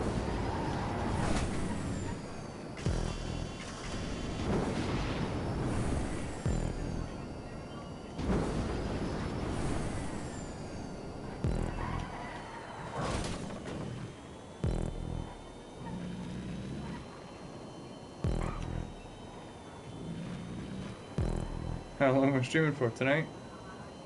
How long have I been streaming for? I don't stream that often, just every now and then. And tonight, I don't know, I'm getting kind of tired now, so I might go to bed soon.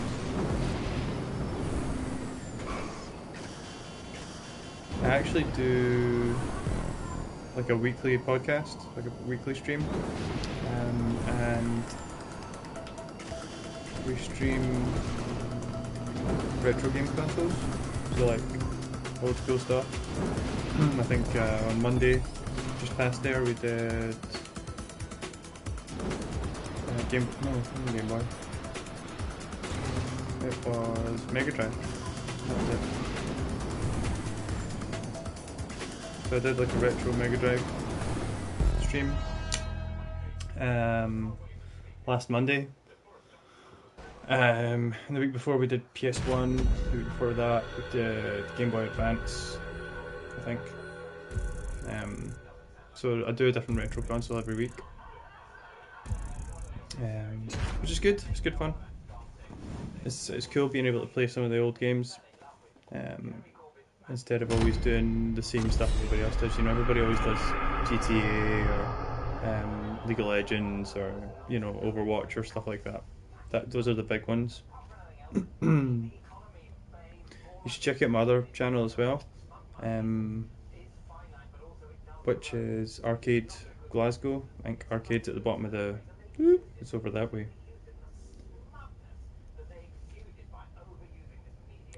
So we do a weekly stream. I don't know what I'm going to do next week, but we do a weekly retro stream, which is pretty cool.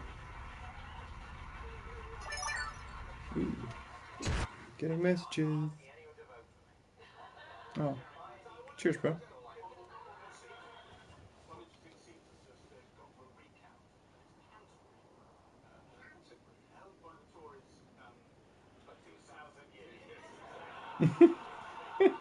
Sorry, I'm watching the Channel 4 coverage of the election. It's hilarious.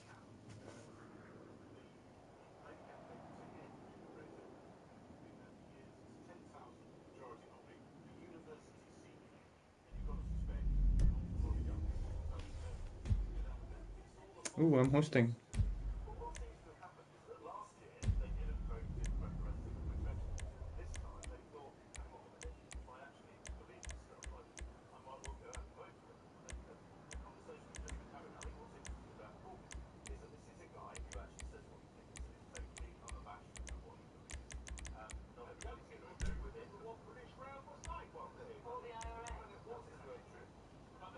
Everybody in? Come on, Fair Dad. Nope. Wind, you in? Let's go! Come on, bro.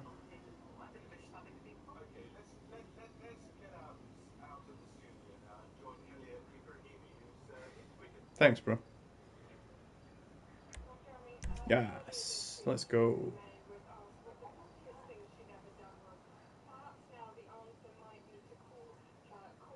So Die Hard, do you play GTA quite a bit, or?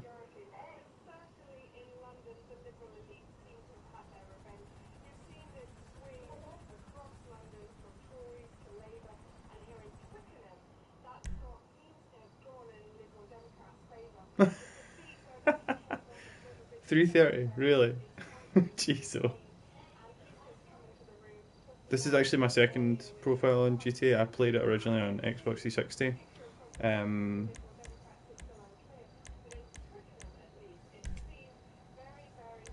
completed the story mode on 360, and then got it on PS4.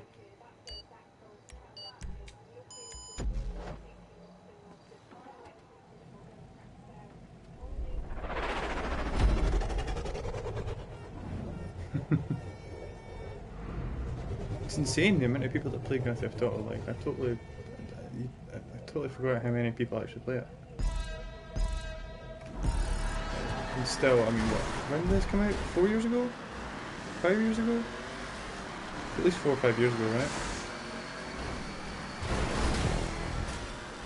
Which is insane if you think about it, for a 4 or 5 year old game.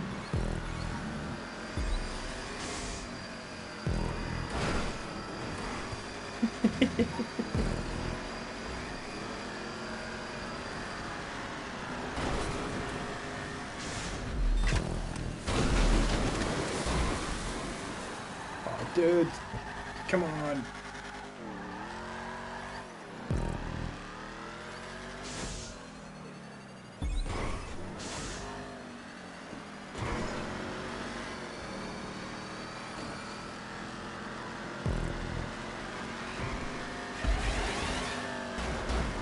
That's crazy, man.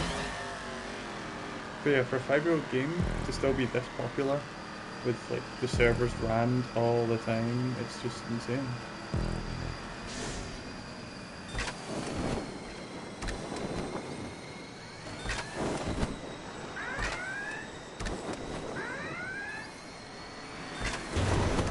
Oh man, really? Barrier?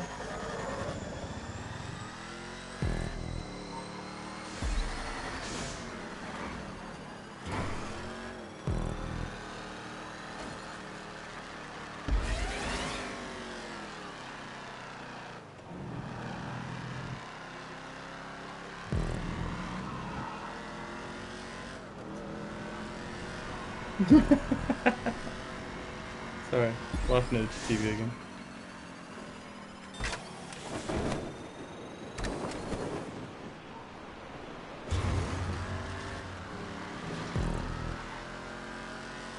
I mean, there's talks of like a Grand Theft Auto 6, but I mean seriously, maybe like a graphical update, but I don't, like gameplay wise, what much more can they do?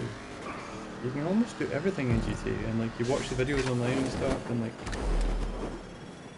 the director mode and how creative people are. You can pretty much do anything with this game.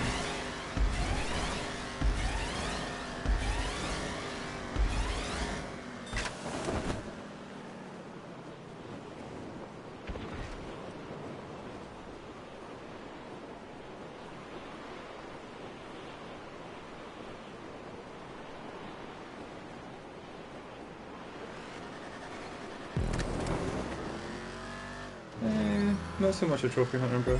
Just every now and then.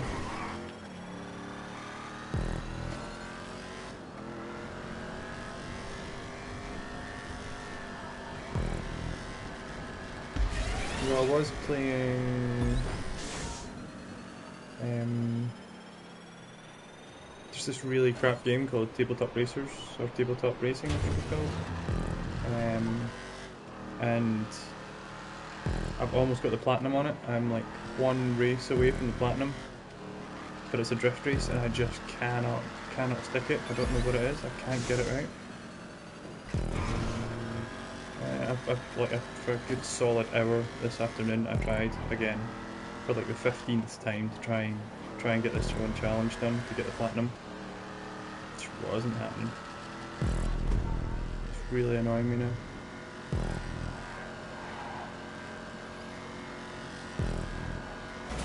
You son of a bitch, get him away.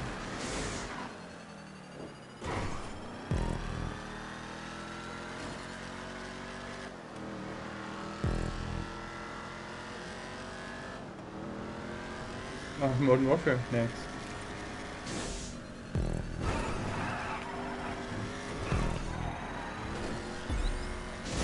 Oh! No, no. Come on, man.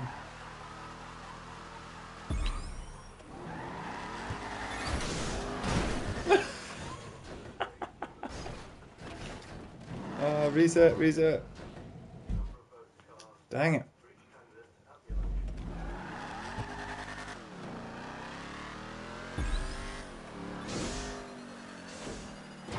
Is that Sheffield being announced?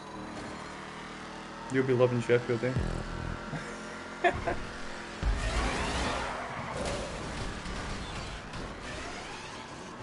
Son of a bitch.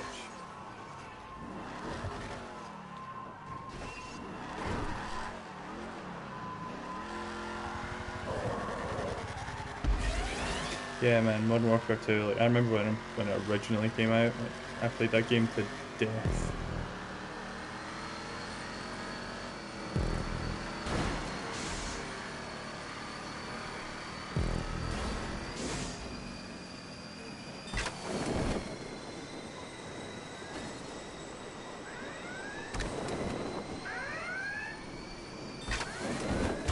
Such a good game, Modern Warfare 2. Like.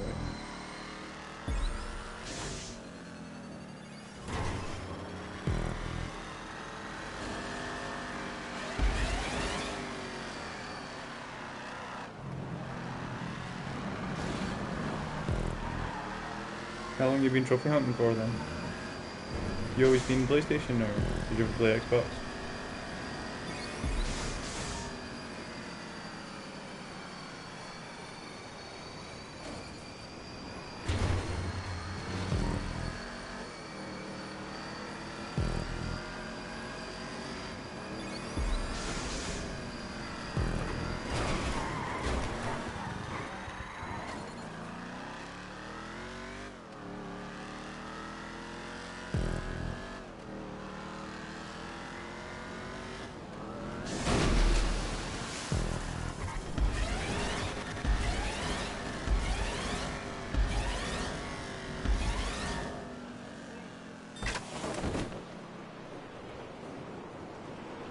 It's a shame I don't play shooters as much as I used to play them.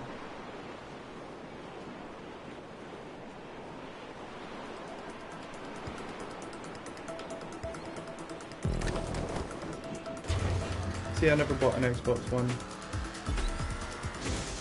I just, like, after that E3 performance, like, 2 years ago, and, when was that, 3 years ago?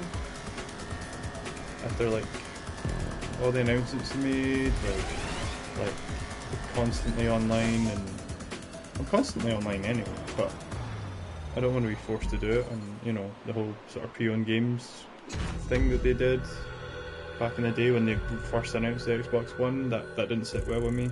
And I've always been a Sony fanboy anyway. I've had every single PlayStation that's ever came out from day one, so it was always going to be PlayStation. But I do own a 360, and I do have an original Xbox. But the Xbox One's just never, I don't know, I've never fancied it, you know?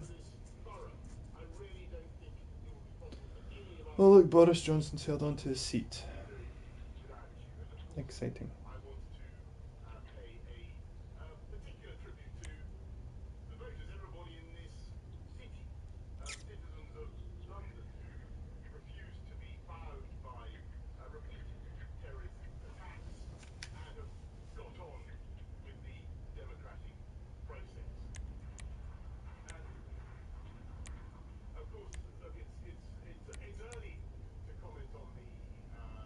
Good on you, man.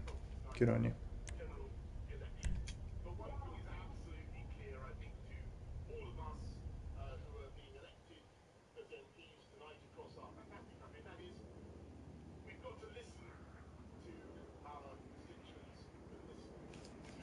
Let's see what the overall standings are with the election. How are we doing?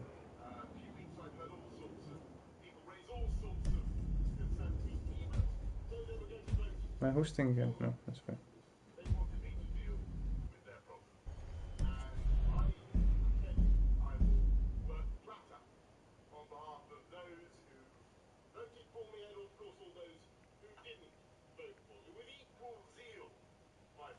Okay, so 215.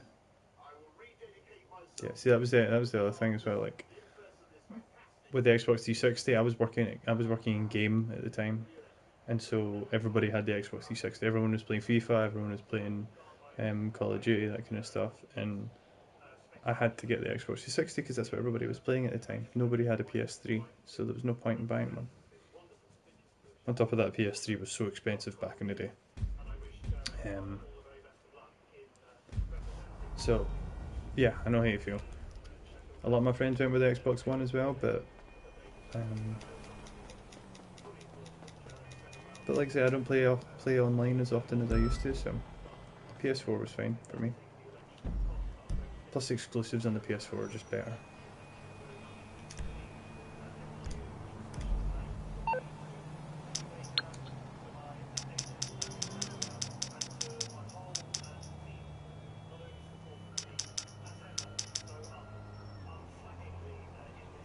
Exactly.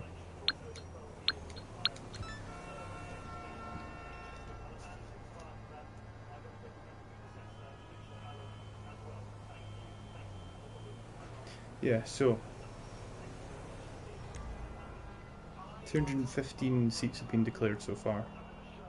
103 have went to Labour, 87 Conservative, 13 to the SNP, 5 to the Democratic Unionist Party, and 3 to Plaid Cymru. Interesting. No worries, bro.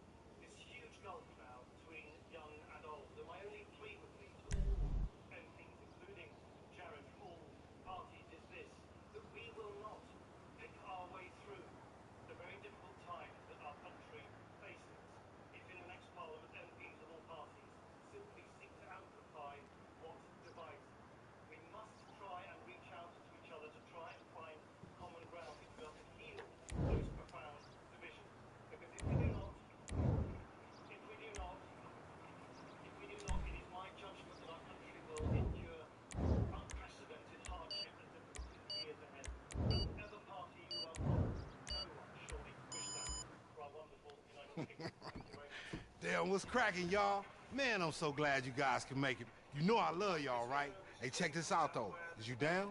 I mean, speak now if ever hold your peace, man, because you be acting like a buster sometimes. Real shit. It's time, man. It's time to right some wrongs and to change history. Two of y'all gonna go out on your Vago shit and you gonna go spray some of them bars. And the two of y'all gonna go out on your baller shit and chip some Vagos today. It's cracking. And you know we about to kick off some pretty major beef in the city right now. You know I love beef, nigga. I'm telling you, I'm a beefitarian, nigga. I love that shit. And you know what? After all the shit is said and done, after all the mayhem, it's gonna be one nigga stepping out of all ashes on the tin knot. And that's gonna be the tall, handsome motherfucker by the name of me on Moving Gang. Watch what I say. Hey, come here, man. Let me show you these hot-ass whips I got for y'all. We got y'all smoking fools in luxury. They ain't had nothing like that for us when we was coming up. Now check it out. You two, y'all gonna get on your baller's tip and go find some Vagos and smoke their ass in this Chino right here. Yeah, boy, look at that fly-ass motherfucker. That's all engine. You can smoke some fools and get on. You feel me? Handle your business. And you two, I don't know, man. I was on the beta for was it Infinite? Right here. This motherfucker Yeah, I was on the beta for the last one. Smoke them fools and get gone. Really didn't enjoy it. I actually preferred Battlefield 1 over Call of Duty. I think a lot of people I know were the same, which is a shame. I did. It's tough, man. It's tough. It's a tough question. It depends what they do. Love y'all niggas. But I played, like I say, I was on the beta for the last Call of Duty, and it was just I didn't like the feel at all.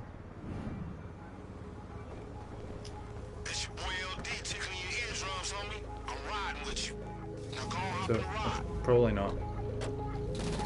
But I heard it's a PlayStation exclusive this time, isn't it? Well, timed exclusive. The Vagos gonna see that ride, and they gonna think it's the Ballers. The Ballers gonna see that one, and they gonna think it's the Vagos. Then y'all gonna hit those dudes, and then they gonna go. I guess you'll get it. It's a simple plan, but not so simple that any of y'all dumbasses could have came up with it. Now get to it.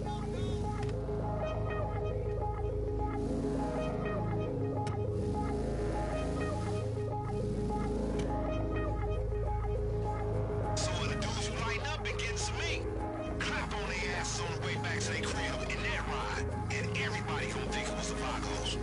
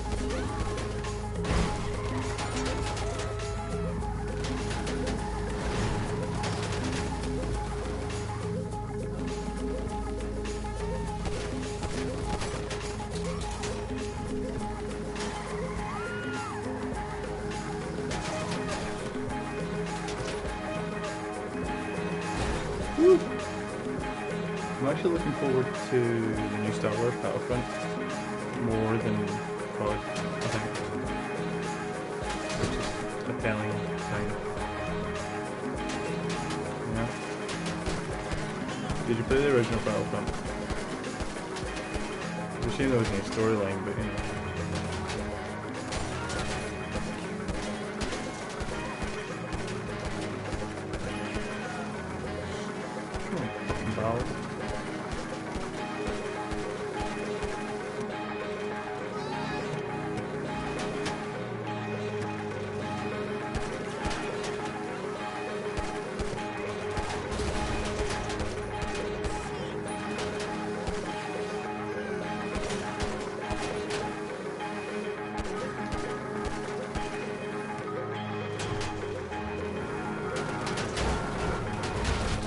Oh man. Damn.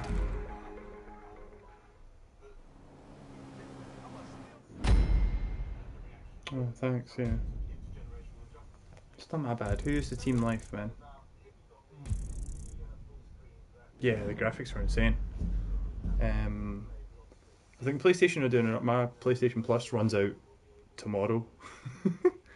And I think they're doing an offer for the Ultimate Edition, so with all the expansion packs, for free when you sign up for a year. Well, when you buy a 12-month PlayStation Plus. So I think you already pre-ordered it, yeah? Yeah. Not a big fan of pre-ordering, but I'll definitely get it. Definitely. So yeah, no, I'm gonna, because I never played the expansions for the original one. So when my subscription runs out, I'm gonna get the 12-month and get the free Ultimate version of Battlefront. That should be good. And then I'll just blitz through that before the new one comes out. Because I haven't played it in a while. I've got it up there somewhere.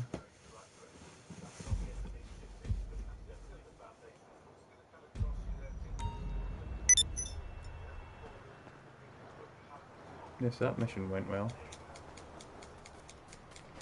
Seriously, man, guys that just can't shoot.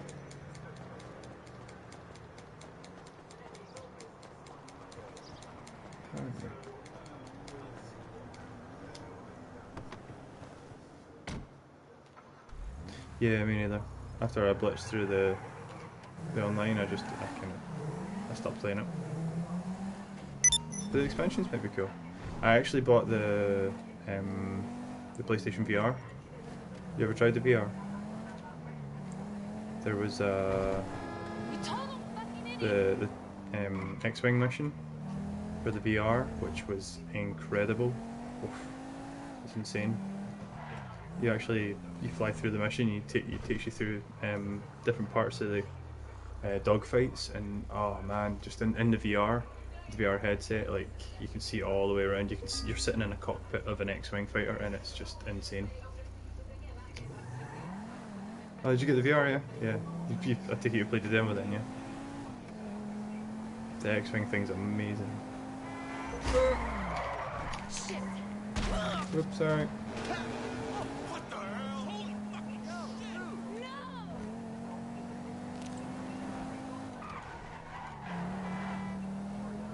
I bet you got.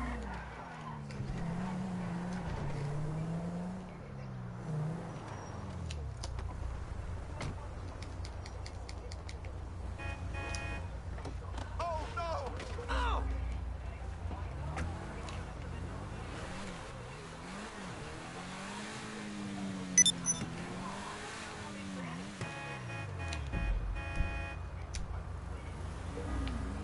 Right, I think I'm gonna pack this in for tonight.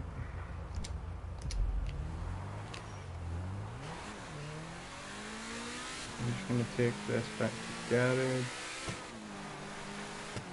And then I'm gonna go to bed. Well, I'm gonna go for a smoke, and then I'm gonna go to bed. Because my TV is telling me it's gonna turn itself off.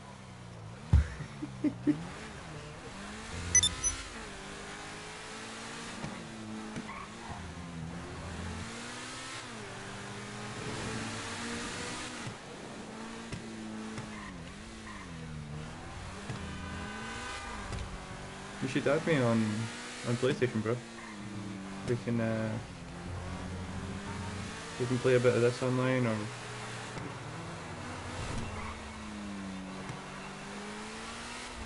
something else.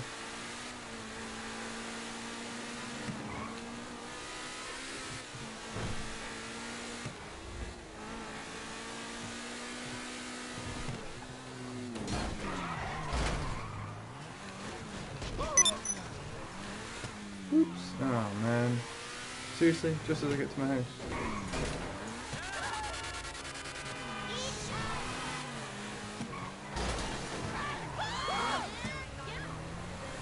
Okay. Okay.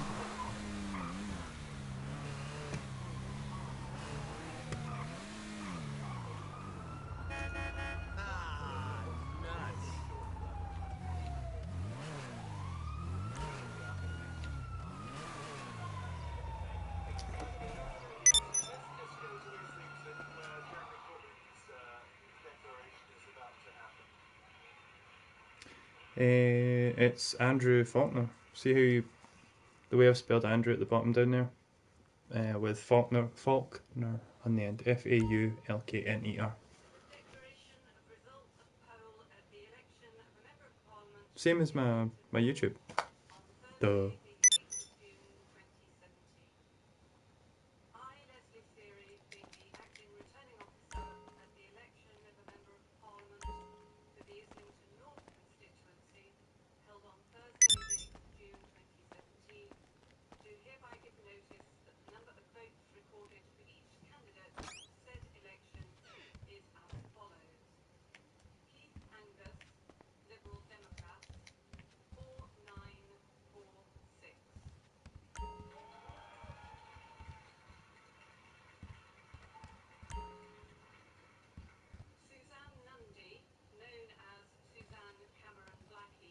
Cool, man.